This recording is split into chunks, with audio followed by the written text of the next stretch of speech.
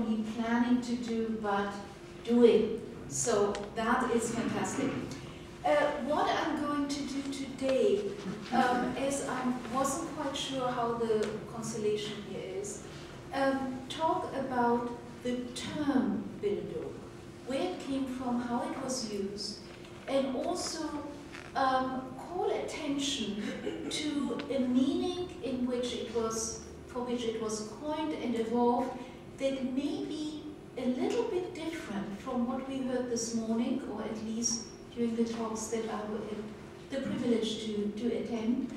And in addition, maybe not always as embracingly positive. Ladies and gentlemen, who would like to question the virtues of Bildung? As we are gathered here to contemplate concepts of Bildung for the 21st century, as well as their implications, all of us would agree that Bildung is something positive. We want to acquire it and hope that it will leave an impression upon us. A person of Bildung is gebildet, he or she is, and that's what it means, formed by Bildung, and distinguishes him or herself from those who lack it. Statements such as these appear to be non-controversial and acceptable in almost any geographical setting. They seem to be valid today, for example, in Detroit at Wayne State University, and not just in Germany, where the notion of Bildung was coined. Indeed, we may no longer think of countries, but of institutions of higher learning as Bildung's home ground. In our desire for Bildung, we are eager to focus on a concept, however, that is both universal and peculiarly German, both in its tradition and idea. Bildung's story. Bildung's universal meaning is perhaps the easier one to grasp. There is no general law of exclusion that permits someone to acquire Bildung while others are prohibited to do so, or so it seems. After all, Bildung has gained popularity in the age of the Enlightenment. Many of us know Immanuel Kant's important essay of 1784, and we heard about it this morning already, that tries to answer the question posed by the editors of the journal, the Berliner Monatsschrift, what is enlightenment? Already at the time of the coinage, there was so much discussion of what it meant that there was an essay competition began there. In this essay, the Königsberg philosopher defines an individual as a free person who wants him to speak out freely and decide his own fate. Enlightenment, he writes, is man's emergence from his self-imposed immaturity. I'm sorry to repeat this here. Kant explains. And immaturity is the inability to use one's understanding without guidance from another. This immaturity is self-imposed when its cause lies not in the lack of understanding, but in lack of resolve and courage to use it without guidance from another.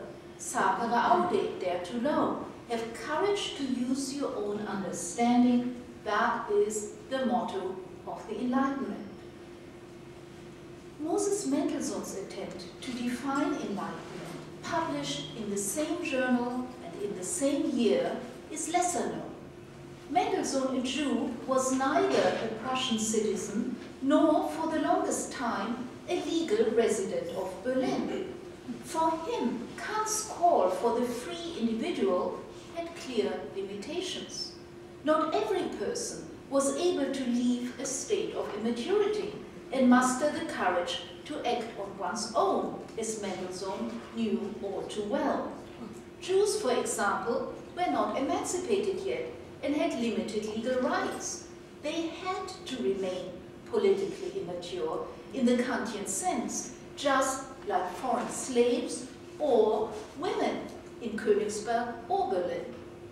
Thus, Mendelssohn experimented with a different approach, not because of the emancipation of women, be honest.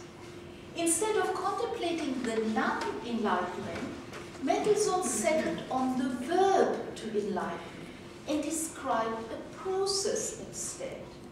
He did not call for individuals to speak up for themselves, but suggested that Bildung would place men in the position to do so.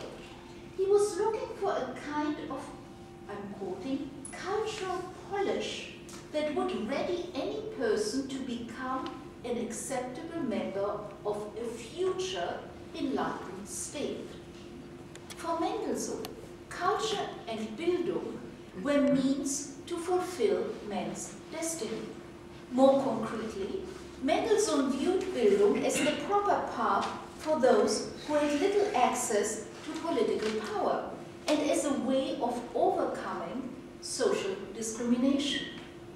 Calling for this polish, Mendelssohn spoke for the underprivileged in the Prussian state and beyond.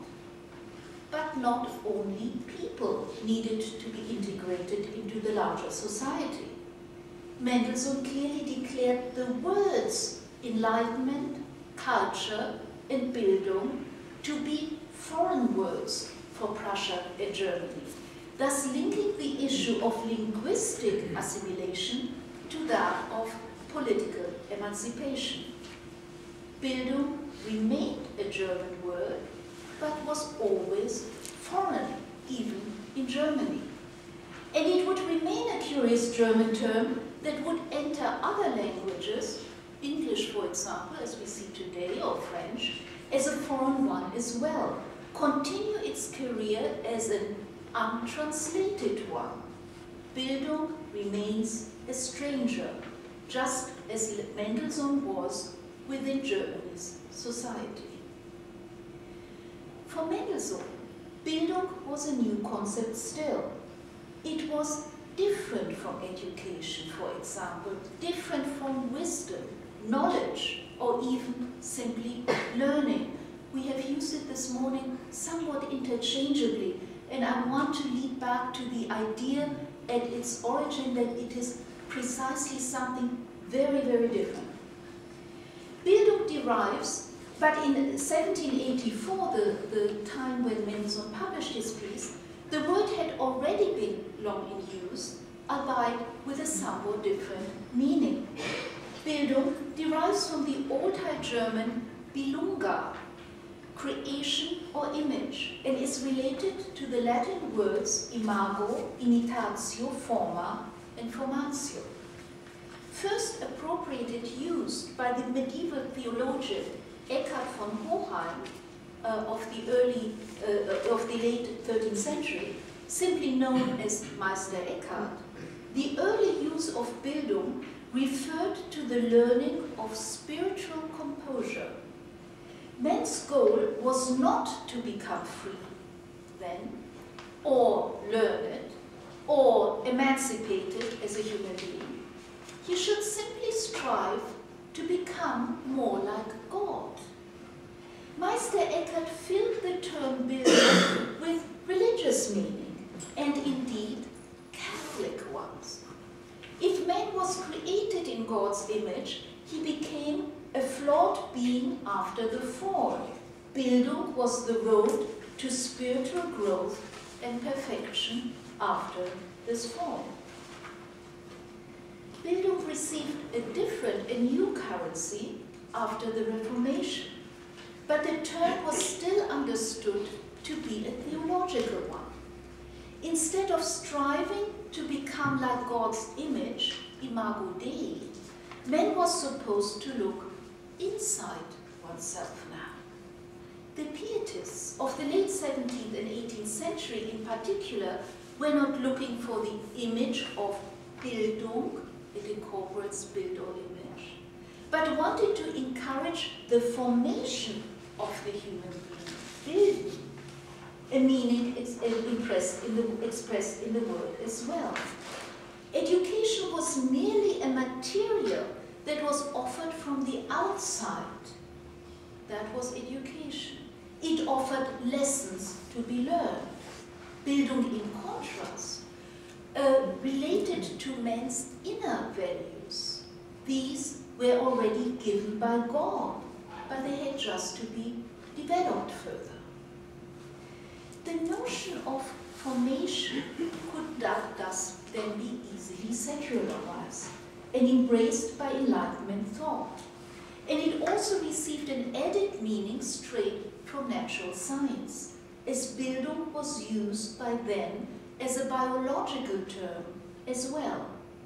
Plants grow, and this growth could be described as a formation or Bildung. And just as a flower would grow from seed to leafy bloom, a human being could grow from childhood to adulthood. In this sense, Bildung entered the late 18th century philosophical discourse. As the biologically patterned formation of the self, it would only need to be encouraged from the outside to unfold.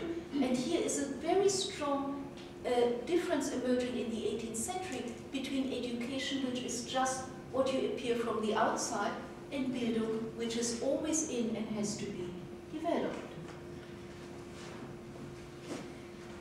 The biological context succeeded the theological one, but both insisted on the fulfillment of a goal.